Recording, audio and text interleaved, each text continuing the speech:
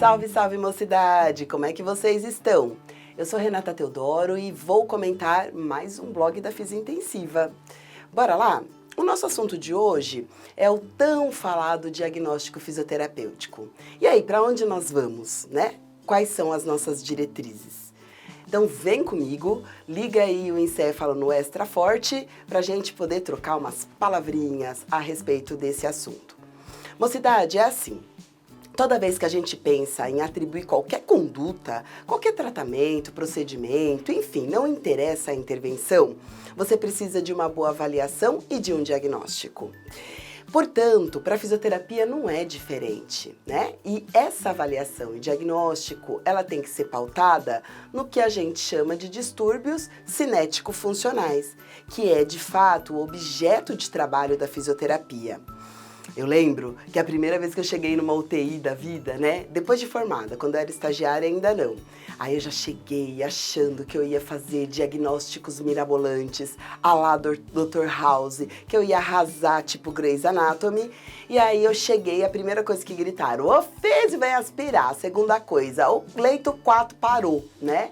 E aí acabou o meu diagnóstico fisioterapêutico. O que eu fiz depois? Tapotei, vibraspirei os outros 10 leitos que sobraram. Então, mocidade, se nós não sabemos o que o doente precisa, a gente não pode fazer uma conduta assertiva, legal, adequada e respaldada principalmente. O diagnóstico fisioterapêutico, ele é a primeira etapa do seu tratamento. A gente pode falar que na abordagem fisioterapêutica, um bom diagnóstico é a parte 1 dessa abordagem. E vale ressaltar que a fisioterapia não cura um monte de doença que a gente intervém, mas ela vai tratar as alterações cinético-funcionais decorrentes dessas patologias instaladas. O doente crítico, né, principalmente aquele doente que está lá na UTI imobilizado, ele tem 7.425.048 motivos, né, para ter fraqueza muscular, para estar com um tempo de ventilação mecânica muito estendido, porque ele não consegue ser desmamado, porque a musculatura respiratória dele está inapta, e assim por diante. Eu pensei muito a respeito disso um belo dia, quando um colega foi me passar um plantão, e ele me passou o plantão assim, ó. Paciente do leito 6, tá com sepse de foco pulmonar, ele tá recebendo noradrenalina 10 ml hora, tá sedado com dormonide fentanil, ele tá com leucograma elevado, com uma leucocitose, me falou a gasometria, tava entubada há 3 dias e me falou os parâmetros. E aí eu fiquei parada, né? Quando você passa plantão, o que você está fazendo? Dando subsídios para o coleguinha assumir o plantão já tendo uma abordagem diagnóstica de base, para depois ele fazer a avaliação dele e discorrer sobre isso. E aí eu fiquei pensando o seguinte, mas gente, qual foi a informação sobre fisioterapia, sobre distúrbios cinéticos funcionais que eu recebi, tirando o fato que o meu paciente estava em ventilação mecânica? Em nenhum momento ele me falou se ele tinha fraqueza muscular, respiratória ou não, se ele tinha encurtamentos, enfim, sarcopenia, né, se ele tinha perdido massa muscular, entre outras coisas que são tão importantes para o distúrbio, né, cinético funcional.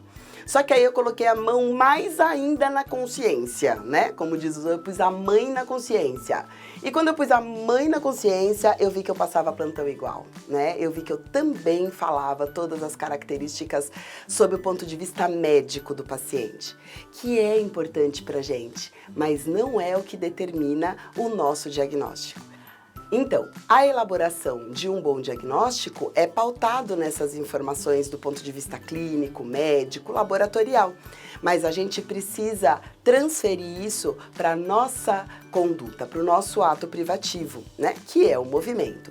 Então, por exemplo, quando você sabe que um paciente tem um derrame pleural, você não vai tratar o derrame pleural, mas você vai tratar as repercussões desse derrame pleural. Ele vai diminuir a complacência, o pulmão pode colabar e assim por diante. O dreno de tórax leva a postura antálgica, que detona ainda mais a musculatura lateral. Então, pensa de maneira cinético-funcional. O doente crítico, por conta da cascata inflamatória, ele tem um monte de toxinas, né, um monte de mediadores químicos inflamatórios circulantes, que vai trazer também mais alterações cinéticas funcionais. E lembra que a imobilidade hoje em dia, ela faz parte do que a gente chama dos 5 passos de tratamento, né, dos guidelines aí da abordagem do doente crítico. Portanto, fisioterapeuta, faça a sua parte. Moçada, eu espero que tenha sido tão bom para vocês quanto foi bom para mim estar aqui em mais um blog comentado da Fisi Intensiva. Esse nosso textinho tá lá no site da Fisi Intensiva, segue aí o nosso link, siga-nos nas redes sociais, um grande beijo e até o próximo blog.